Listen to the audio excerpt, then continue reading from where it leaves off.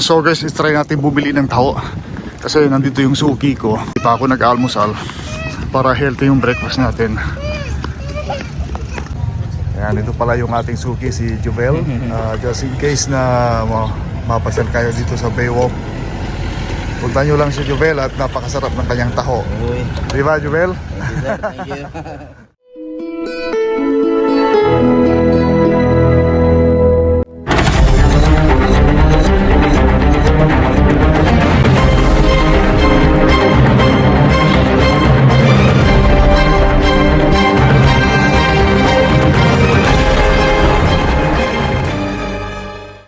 What's up guys, it's me Romeo again, also known as iPrimera Moto. Ngayong umaga na to, susubukan nating gamitin ang ating bisikleta. Flex ko lang guys yung ating 2014 Ridgeline Avanti. Itong gulong ng bisikleta ko guys is 29ers kasi I'm 5'10". So ayun guys, hindi lang tayo mahilig sa pagmumotor. Mahilig din tayong magbisikleta kasi ngayong umaga iikot tayo, maybe kahit ano lang 10 kilometers ride lang, at least mayroon tayong cardio exercise at leg exercise. So okay guys, tara samahan nyo ako. So okay guys, let's go for our 10 kilometers ride. And as you can see, naka-chinelas lang ako kasi dadaan tayo ng tabing dagat.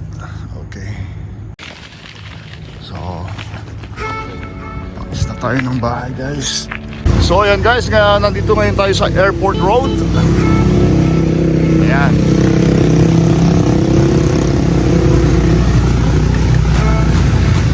And makikita nyo yung ating mga aeroplano dyan. And guys, medyo mataas na yung araw. Medyo na-late tayo ng gising, pero okay lang. By the way, ito yung Lingayen Airport guys. As you can see, tingnan natin kung hanggang saan yung guys.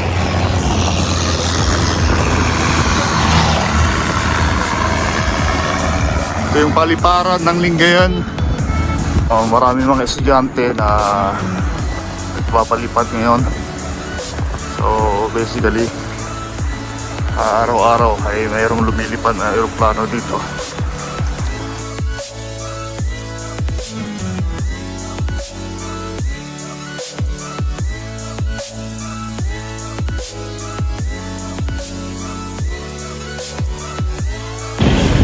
Guys, nandito na tayo sa Lingayen Baywalk. So, mabaybayin natin yung dulo ng daan na to. And then pagbalik guys, dadaan tayo sa Pakpak. Dadaan tayo sa Pakpak. So ayan guys,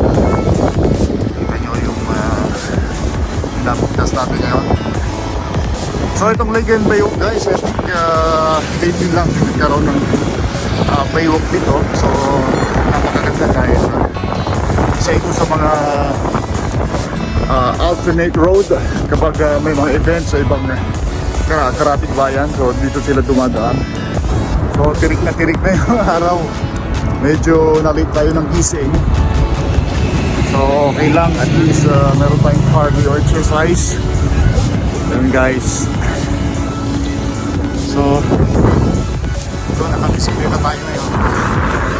And guys, kung napapansin nyo yung bundok na yan, yan yung Baguio. So ayan guys, nandito tayo sa tabing dagat. Kung mapapansin nyo yung bundok na yan, as I said kanina, yan yung papuntang Baguio City. Yan, Baguio yan guys. So, nandito tayo ngayon sa Lingayen. So, kitang-kita yung bundok ng Baguio. Yan guys. Yan. And masarap mag-bike dito, lalo na ang gamit mo is yung mountain bike. So, mayroong konting pressure sa pagpadyak. At napakaganda yan sa ating legs exercise.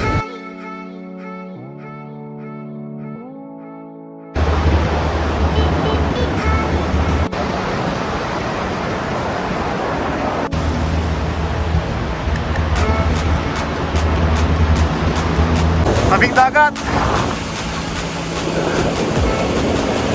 Kaya naka-chinelas na ako or naka-sandals. Ayan, dahil nasa tayo sa tabing dagat, guys. So, napakaganda ng panahon ngayon.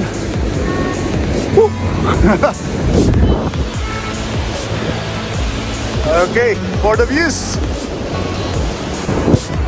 Itong masarap, yung medyo hinihingal-hingal ka ng konti. Saka sumasakit-sakit yung legs. So, ibig sabihin, effective. So right now guys, pauwi na tayo ng bahay. So nandito pa rin tayo dito mismo sa tabing dagat. Nakalimutan ko magdala ng tubig. So okay lang dahil mga 3 kilometers or 4 kilometers more ay nasa bahay na tayo. Okay. So dito sa Lingayen guys, pag nagpunta ka sa beach, kung mapapansin nyo yun kanina, yun yung na-mention ko earlier, yan yung bundok ng Baguio. And then sa kabila naman, kung mapapansin yung bundok na yan, yan yung sa kabila niyan, yan yung papuntang Zambales. So marami ring mga kung dito. Ito part na to ng Binmaloy area. So marami na rin siyang mga basura, yung mga inaanod. Siguro pag malakas yung alon, inaanod siya.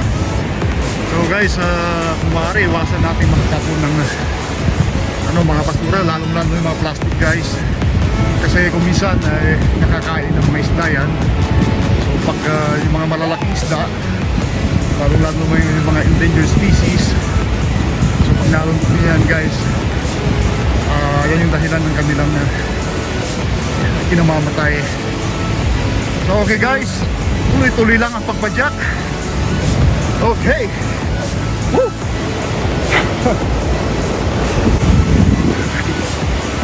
Okay, so may mga dito natin sa dali yan, mga ibon.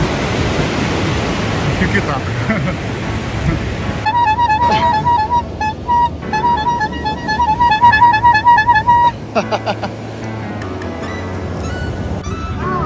So guys, ito yung pinaka-landmark ng Lingayen Beach, yung I Love Pangasinan. So yan, ito yung baywalk, ito yung concrete road na tinatawag nila. So ito yung gamit po natin ngayon guys. Flex ko lang uli yung ating Ridgeline Avanti 2014. So matagal-tagal na rin sa akin yan, 6 years na rin guys.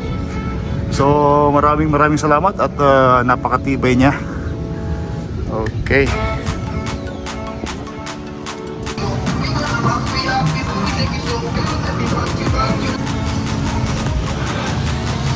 So ayan guys, nandito tayo ngayon sa Capitol Compound at papauwi na tayo sa bahay.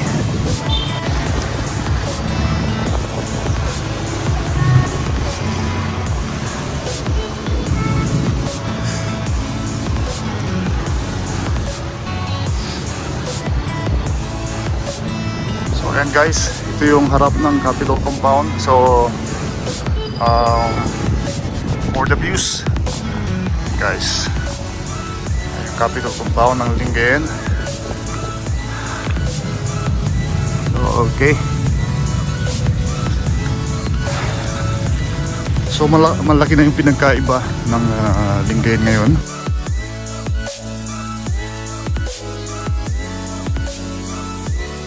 So ayan guys, pauwi na tayo ng bahay.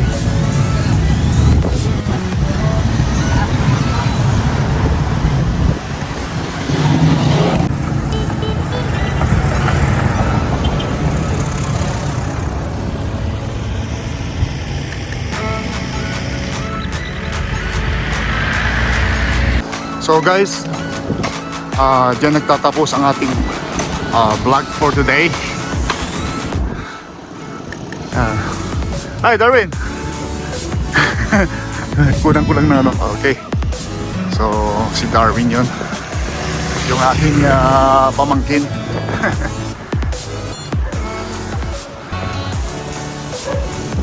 So, ayan guys. Natapos din natin yung ating more than 10 kilometers ride.